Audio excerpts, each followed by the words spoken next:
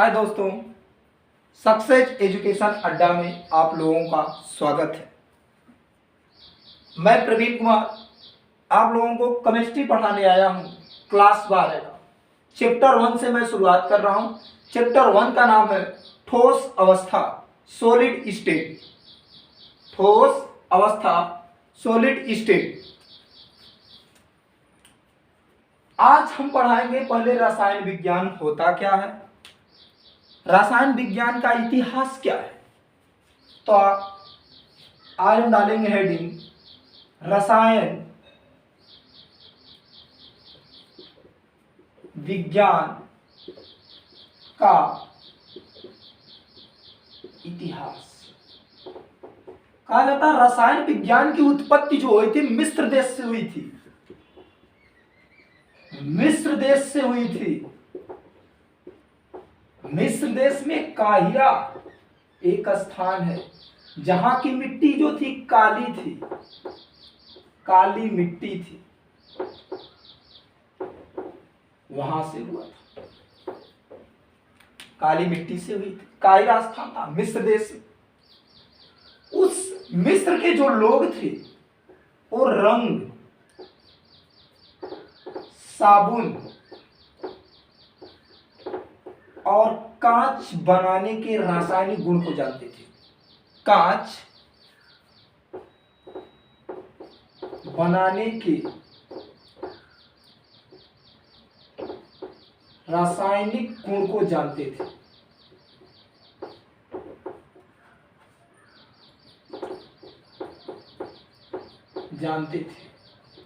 क्या करते थे? रासायनिक गुण को जानते थे।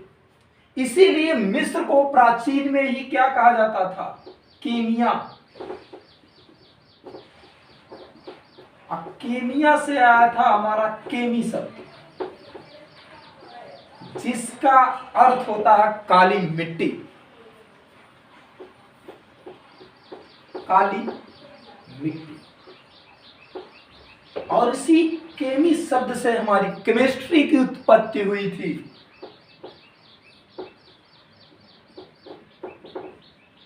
केमिस्ट्री की उत्पत्ति हुई थी केमिस्ट्री।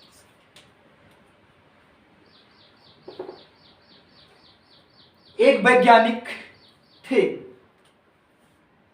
इनको 1627 से 1691 तक सब कुछ केमिस्ट्री का माना जाता था। जो भी थे कहा जाता था यही केमिस्ट्री की है। सब कुछ जन्मदाता पितामह जो भी कुछ करना हो वही थे। उनका नाम जानना चाहोगे तो उनका नाम था रॉबर्ट बॉयल। उनका नाम था रॉबर्ट बॉयल। केमिस्ट्री की जब उत्पत्ति हुई थी तो 1627 से लेकर 1691 ईस्वी तक इन्हें सब कुछ माना जाता था। ये रसायन विज्ञान की अलग शाखा को प्रचलित करने के लिए सबसे ज्यादा श्रेय इन्हीं को दिया जाता था। क्योंकि साइंस जब था तो साइंस में हमारे भौतिक विज्ञान, रासायनिक विज्ञान का जो होता जीव विज्ञान, वनस्पत विज्ञान, सारी चीज एक में थे। लेकिन उन सबसे जब केमिस्ट्री को अलग लाए तो वो लाए थे रॉबर्ट बॉयल ने। वो भी कब? इतने में माना जाता था। रॉबर्ट बॉयल ने एक पुस्तक लिखी थी, द सेप्टिकल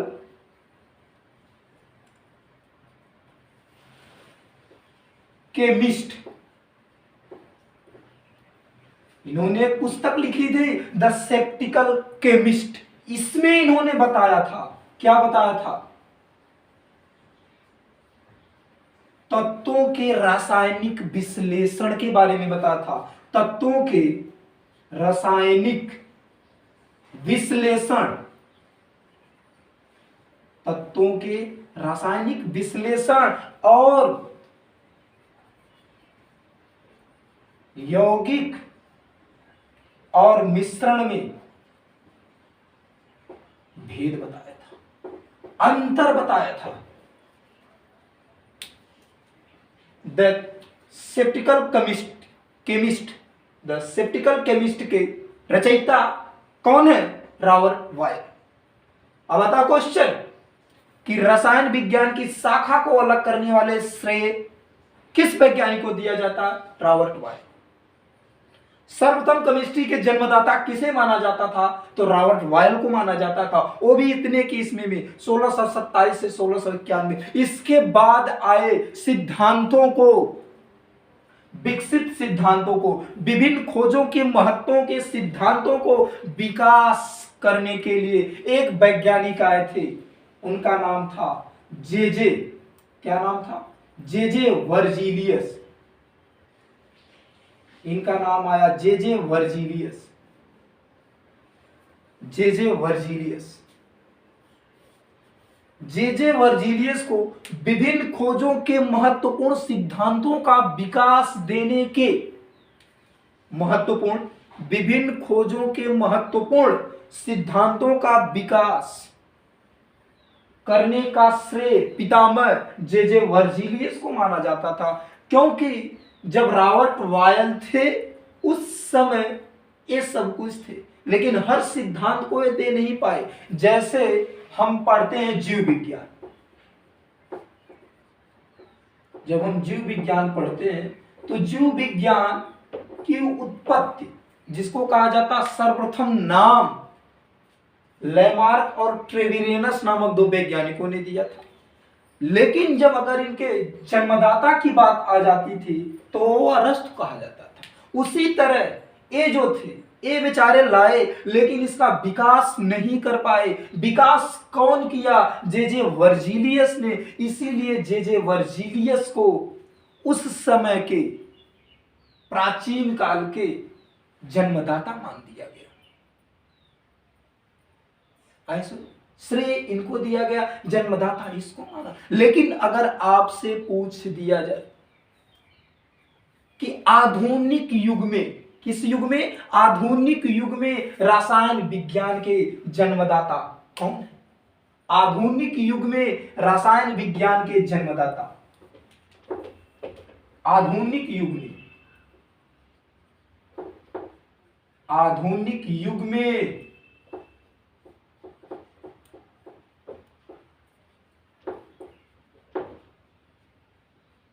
रसायन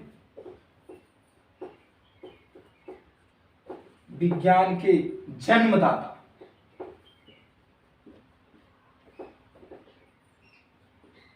लेवोसियर को माना जाता है। लेकिन लेवोसियर का पूरा नाम क्या था?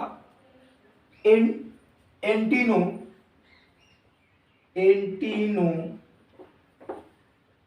लारेंट लेवोसियर। कहीं कहीं इसको लेवासिए भी लिखा जाता है।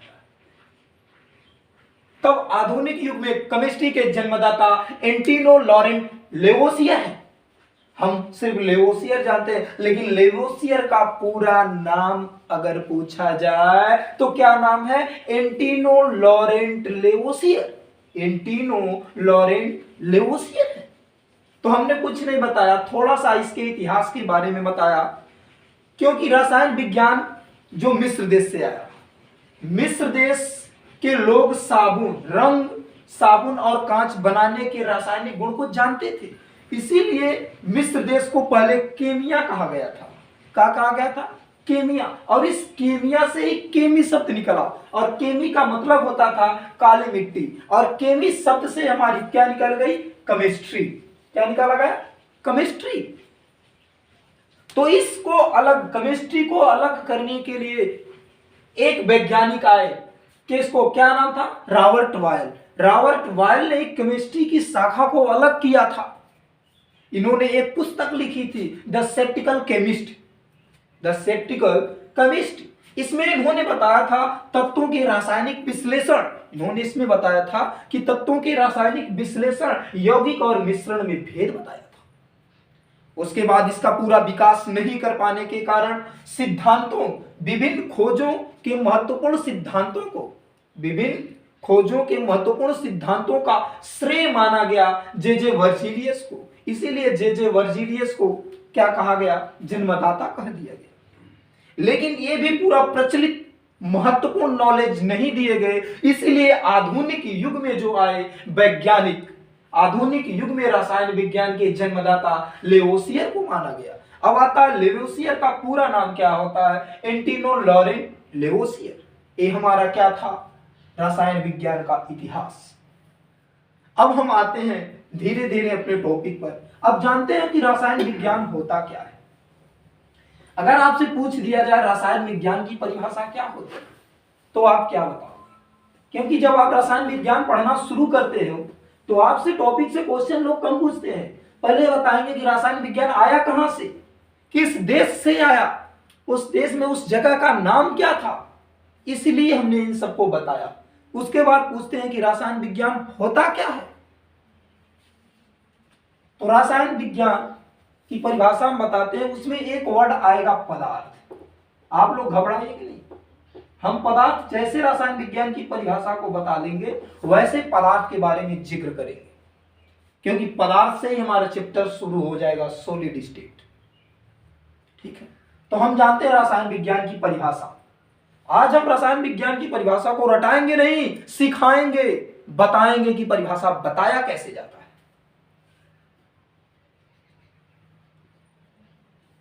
रसायन विज्ञान, हमने कहा ना रसायन विज्ञान में एक वर्ड आएगा द्रव्य,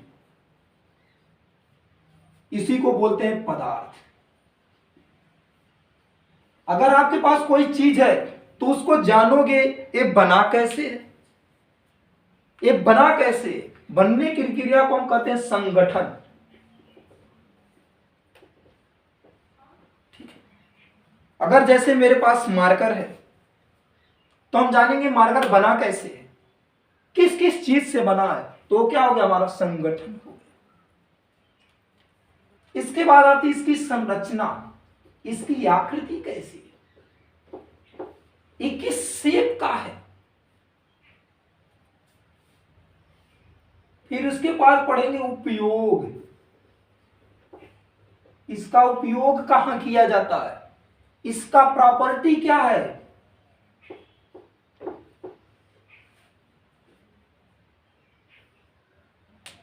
इसके गुण क्या है,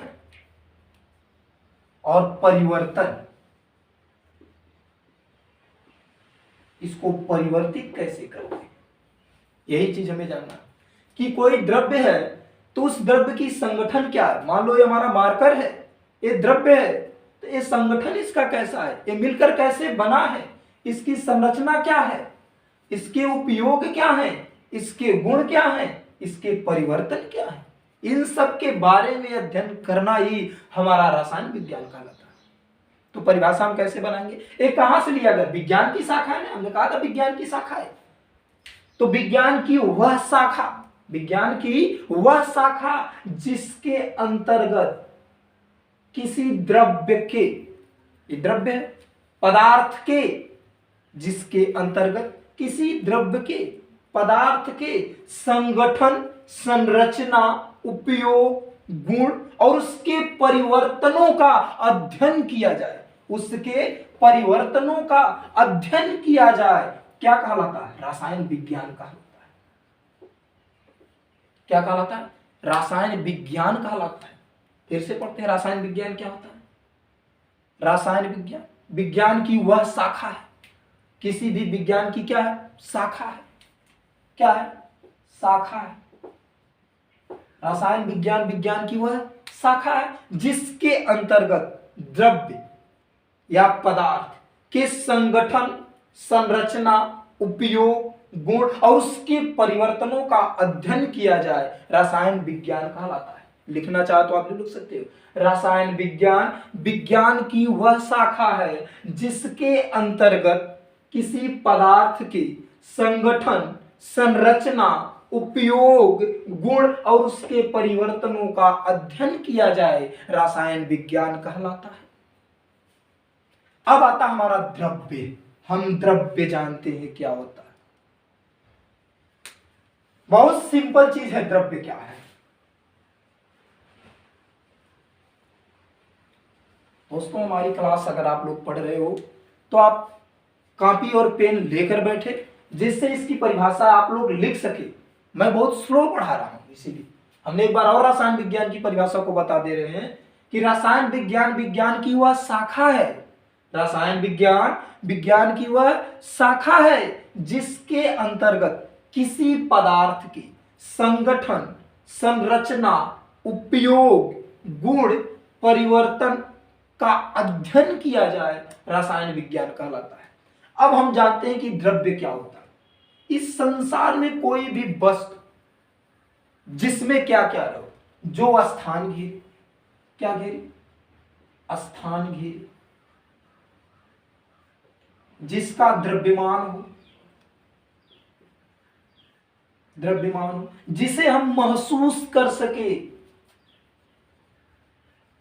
महसूस कर सके,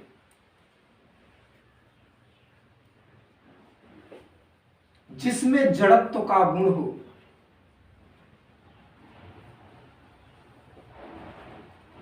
गुण हो, उसे हम क्या कहते हैं, द्रव्य कहते हैं। तो द्रव्य क्या, संसार की वो वस्तुएं जो स्थान घेरती हो, जिसमें द्रव्यमान हो, जिसे महसूस कर सके, जिसमें जड़त्व का गुण हो, वो क्या कहलाता है, द्रव्य कहलाता है। संसार की वे वस्तुएं जो स्थान घेरती हो, जिसमें द्रव्यमान हो, जिसे हम महसूस कर सके, जिसमें जड़त्व का गुण हो, क्या कहलाता है, द्रव्य कहलाता है। क्या कहलाता है, द्रव्य कहलाता है।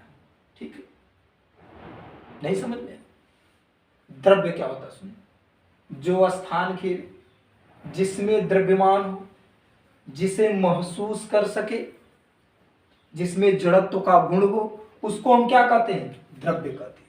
संसार की वे वस्तुएं जो स्थान घेरती हो, जिसमें द्रव्यमान हो, जिसे महसूस कर सके, जिसमें जड़त्व का गुण हो, क्या कहलाता है, द्रव्य कहलाता है।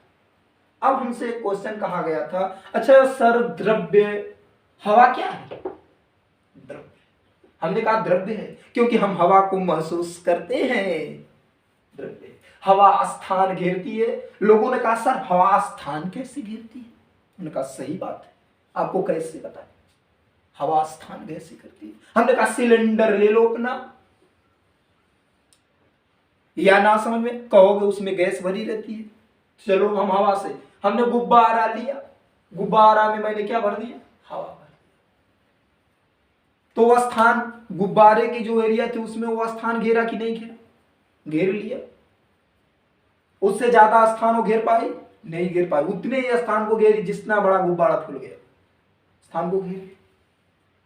अब कहें उसमें द्रव्यमान, हमने कहा उसमें द्रव्यमान होना चाहिए। भाई उसको तौलो, जैसे आप सिलेंडर भर लेते हो, एक गैस है, अब उसको जब तौलते हो तो उसका वेट बढ़ता है। कल तो मुझे 1 किलो गैस भराना, 2 किलो भराना, 3 किलो भराना, 5 किलो भराना, तो क्या है, उसका द्रव्यमान है हवा। ये सारे गुण जिसमें आते हैं वही हमारे द्रव्य कहलाते हैं। स्थान घेरता हो, द्रव्यमान हो, महसूस कर सके, जड़त्व का गुण हो, वही हमारा क्या कहलाता है, द्रव्य कहलाता है। अब द्रव्य के प्रकार देखते हैं, मिटा दे इसको, नोट करना चाहे तो नोट कर सकते हो, आप लोग स्क्रीनशॉट ले सकते हो, हम मिटाते हैं।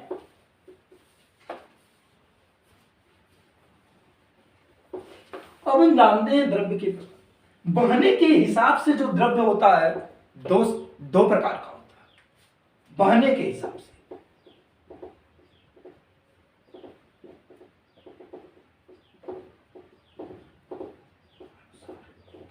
द्रव्य दो होता है, एक होता दृढ़,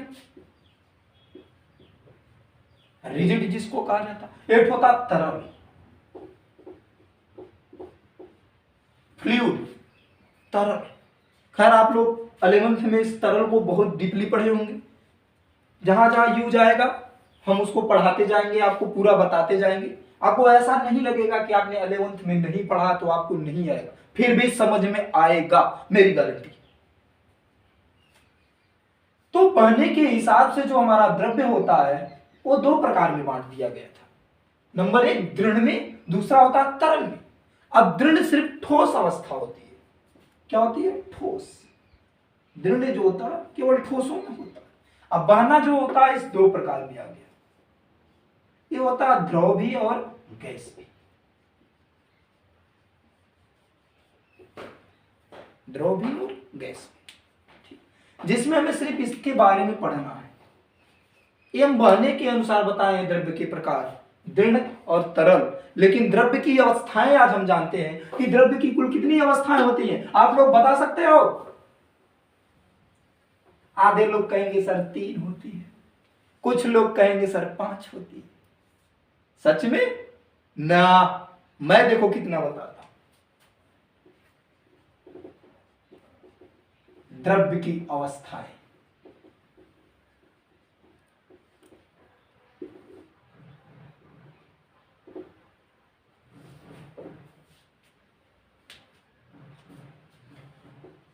द्रव्य की कुल दोस्तों 6 अवस्थाएं होती है।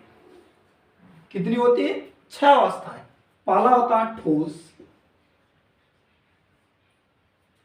दूसरा होता है द्रव, तीसरा होता है गैस,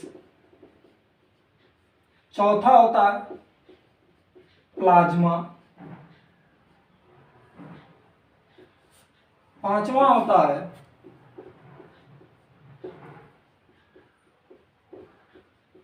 बोस-आइंस्टीन कंडेंसेट।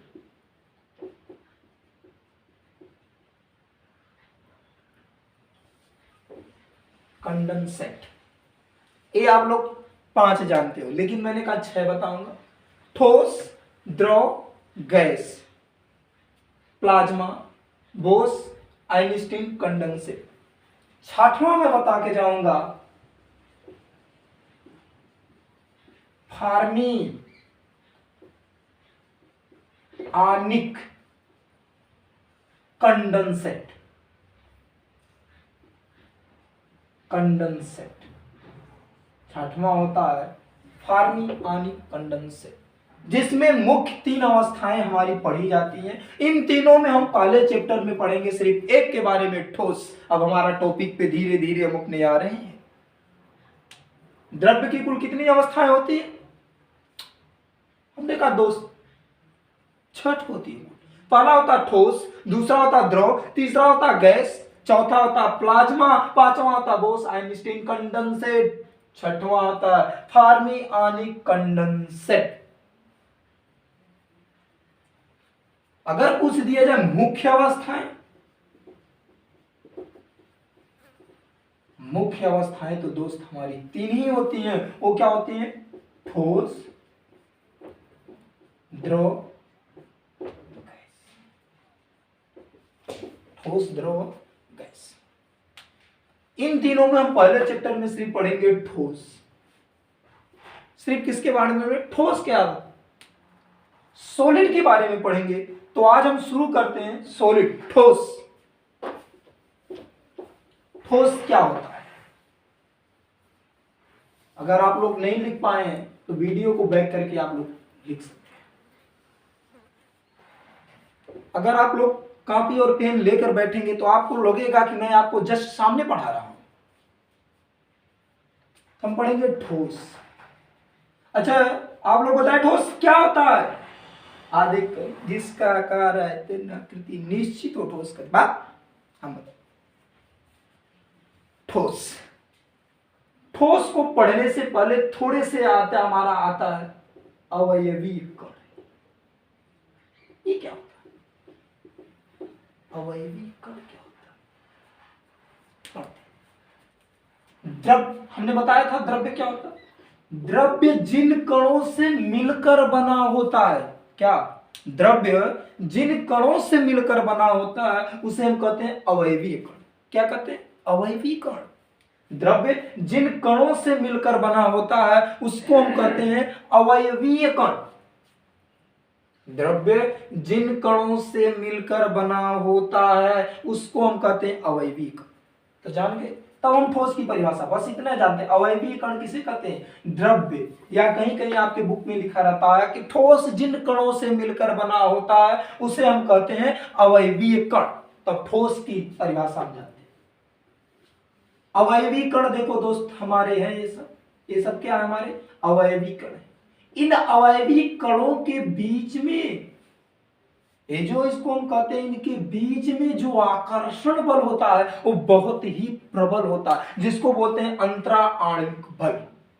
क्या बोलते हैं? अंतरा आणविक बल। ये बहुत प्रबल होता है, जिनके कारण इनका आकार, आयतन,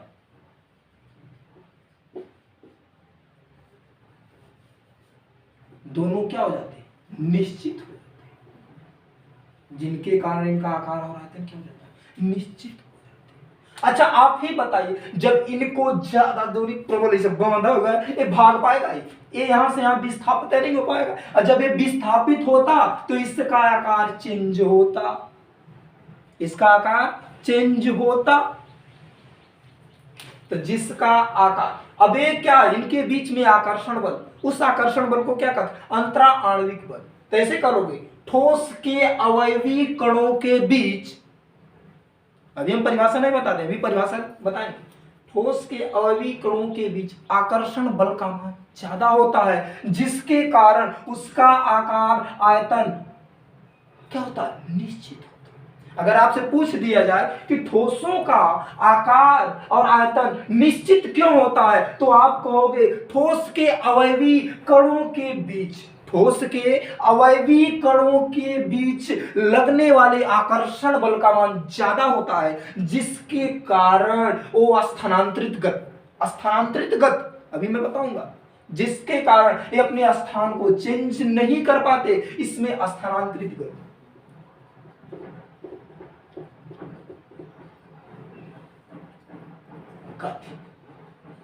नहीं होती, अर्थात शून्य होती है। स्थानांतरित गति नहीं होती, शून्य होती है। स्थानांतरित गति नहीं होती, शून्य होती है। इसीलिए इसका आकार, आयतन निश्चित होता है। अब परिभाषा बताए ठोस, तो लिखोगे द्रव्य की वह अवस्था, द्रव्य की वह अवस्था जिनके बीच, जिनके अवयवी कणों के बीच, द्रव्य की वह अवस्था जिनके अवयवी कणों के बीच लगने वाले आकर्षण बल का मान बहुत प्रबल हो, बहुत अधिक हो, जिसके कारण उसका आकार और आयतन निश्चित हो, तो उस अवस्था को ठोस अवस्था कहते हैं। क्या कहते हैं? द्रव्य की वह अवस्था, देखो, द्रव्य की वह अवस्था, द्रव्य की वह अवस्था जिसके अवयवी कणों के बीच, जिसके अवयवी कणों के बीच, जिसके अवयवी कणों के बीच लगने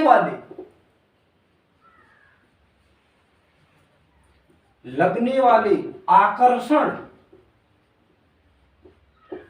जिनके अवयवी कणों के बीच लगने वाले आकर्षण बल का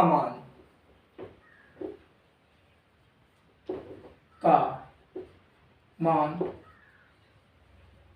बहुत अधिक हो,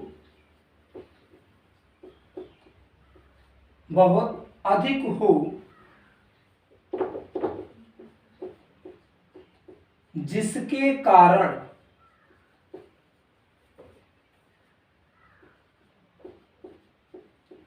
उसका आकार व आयतन, आकार व आयतन निश्चित हो,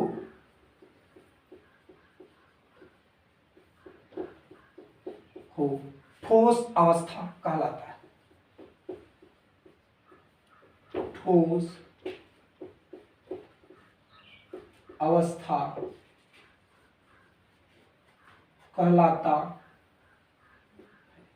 हमें लिख दें पूछ दिया जाए ठोस की परिभाषा क्या होती है, ठोस अवस्था क्या होती है, तो आप लिखोगे द्रव्य की वह अवस्था या पदार्थ की वह अवस्था जिसके अवयवी कणों के बीच, जिसके अवयवी कणों के बीच लगने वाले आकर्षण बल का मान बहुत अधिक हो, जिसके कारण उसका आकार व आयतन निश्चित हो, ठोस अवस्था कहलाता है। सबसे मेन चीज आता है इसमें, इंपॉर्टेंट, नोट पॉइंट में लिख सकते हो, कलम पेपर, कलम और कॉपी को उठाओ और लिखना शुरू करो। नोट में नंबर 1, इसमें स्थानांतरित गति नहीं होती, लेकिन पूछ देता, क्वेश्चन देता है कि ठोसों में स्थानांतरित गति होती है, नहीं होती। अगला में कंपन गति, कंपन गति और घूर्णन गति होती है, लेकिन ठोसों में कंपन गति और घूर्णन गति होती है। अगर ठोस के ये कण है ये स्थान चेंज नहीं कर पाएंगे, लेकिन इसी पर नाचते रहते हैं, आगे पीछे से कंपन करते रहते हैं, इसे कंपन करते रहते हैं, कंपन किए कंपन किए कंपन किए और घूर्णन भी करते रहते हैं, ऐसे नाचते रहेंगे, लेकिन ये स्थान को चेंज नहीं कर पाएंगे, क्योंकि पास पास इनके अवयवी कण भी क्या होते हैं, बहुत पास पास होते हैं। नोट पॉइंट में लिख लो कि ठोसों में कंपन गति तथा घूर्णन गति होती है, लेकिन स्थानांतरित गति नहीं होती। ठोसों में कंपन गति घूर्णन गति होती है, लेकिन स्थानांतरित गति नहीं होती। ठोसों में कंपन गति घूर्णन गति होती है, लेकिन स्थानांतरित गति नहीं होती। तो हमारा ठोस था, समझ में आया? हमने क्या बताया, ठोस, ठोस अवस्था क्या होती है? हमने कहा द्रव्य की वह अवस्था जिनके अवयवी कणों के बीच, जिनके अवयवी कणों के बीच लगने वाले आकर्षण बल का मान क्या हो, बहुत अधिक हो, जिसके कारण उसका आकार व आयतन निश्चित हो, ठोस अवस्था कहलाता है। हमने बता दिया था, इसमें एक और आया था अवयवीय कण। हमने बता दिया था कि द्रव्य जिन कणों से मिलकर बना होता है उन कणों को ही हम अवयवी कण बोलते हैं। ठीक, अब हमने इसके नोट पॉइंट में दिखाया कि नोट पॉइंट में कंपन गति और घूर्णन गति होती है, लेकिन स्थानांतरित गति नहीं होती, लेकिन स्थानांतरित गति नहीं होती। अब हम डालेंगे ठोस अवस्था के गुण क्या है, मिटा दे दोस्तों।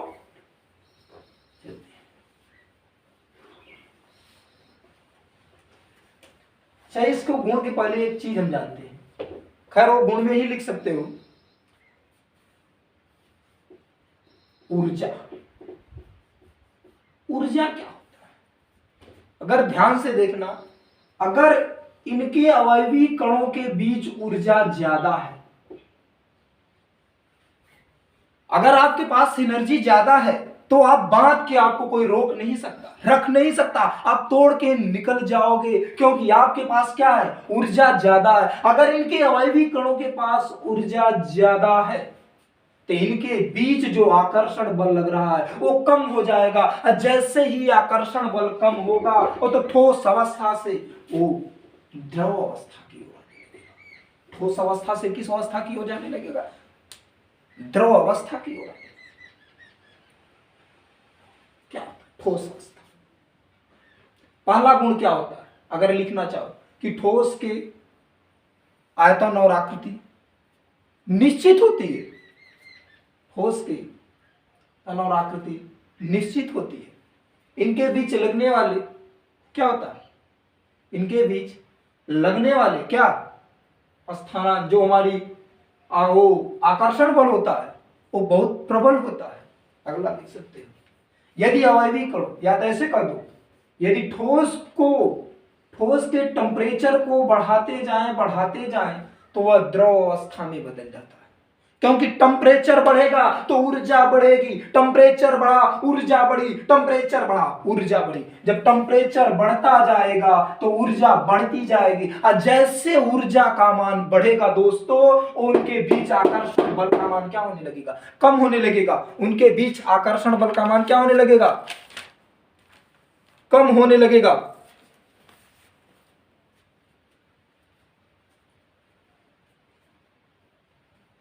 आया समझ में? हमने कहा कि टेम्परेचर बढ़ाओगे तो ऊर्जा का मान बढ़ेगा, क्योंकि उसको लंक लगेगा तो ऊर्जा बढ़ जाएगी। भागना चाहेगा, जब भागना चाहेगा तो इनके बीच में आकर्षण बल का मान क्या हो जाएगा, कम हो जाएगा। और जैसे कम हो गया तो क्या हो जाएगा, खत्म कहानी। तो पहला लिखोगे ठोस पदार्थ, पहला गुण मैं लिख लू, चलो पहला गुण ठोसों के गुण, ठोसों के गुण या ठोस अवस्था के गुण। नंबर 1,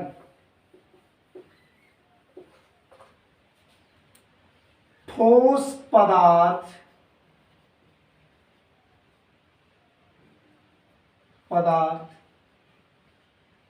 दृढ़ और असंपिड्य होते हैं। अच्छा, असंपिड्य क्या होता है?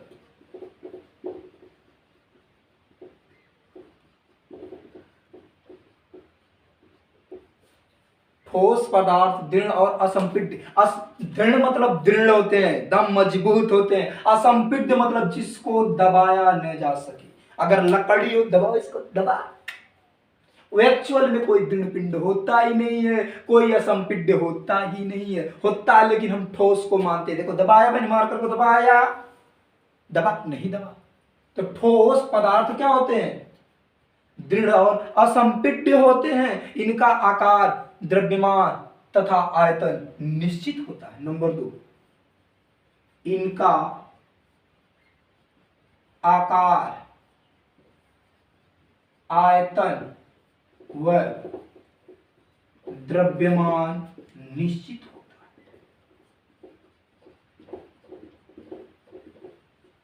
निश्चित होता है। इनके बीच प्रबल अंतरा आणविक बल, या ऐसे लिख दो, इनके अवयवी कणों के बीच प्रबल अंतरा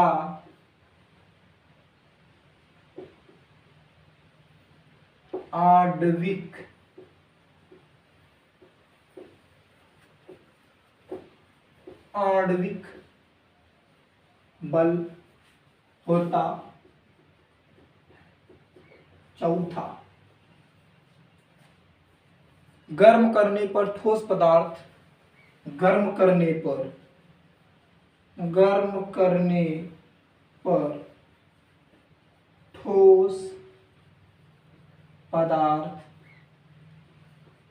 द्रव अवस्था में बदल जाता है।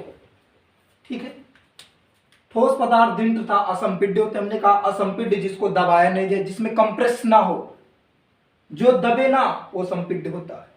इनका आकार, आयतन व द्रव्यमान निश्चित होता है। इनके अवयवी कणों के बीच प्रबल अंतराणविक बल लगा होता है। ठीक, हमने बताया था गर्म करने पर ठोस पदार्थ द्रव अवस्था में बदल जाते हैं। हमने ये भी बताया था जब इसको गर्म करोगे तो इसकी ऊर्जा का मान बढ़ेगा, और जैसे ऊर्जा अगर बढ़ होगा तो उनके बीच आकर्षण बल का मान क्या हो जाएगा, कम हो जाएगा। उसको ही बोलते हैं अंतराणविक बल का मान क्या हो जाएगा, कम हो जाएगा, और वह एक दूसरे को छोड़ देंगे। छोड़ना चाहेंगे तो द्रव अवस्था में आने लगेंगे। तो इस वीडियो में यहीं तक। आगे हम पढ़ेंगे ठोस के प्रकार। आगे हम पढ़ेंगे ठोस के प्रकार, कि ठोस कितने प्रकार के होते हैं, उनके क्या क्या गुण होते हैं, उनका कैसा कैसा प्रयोग होता है, ये सब पढ़ते हैं। तो आप लोग इस वीडियो को लाइक करो, शेयर करो और इस चैनल को सब्सक्राइब करो। थैंक यू, धन्यवाद।